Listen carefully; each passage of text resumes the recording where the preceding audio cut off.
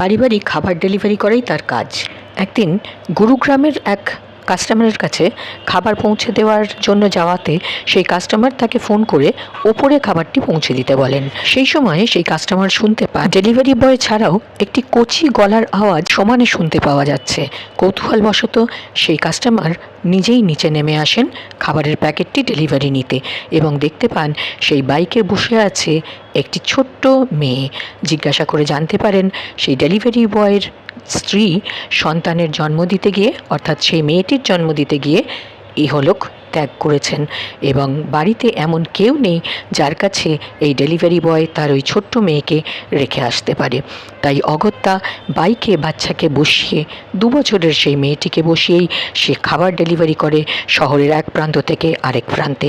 তার ছেলে যতক্ষণ না স্কুল থেকে বাড়ি ফেরে এইভাবেই চলে তার যাত্রা। খবর সৌজন্য আনন্দবাজার.com।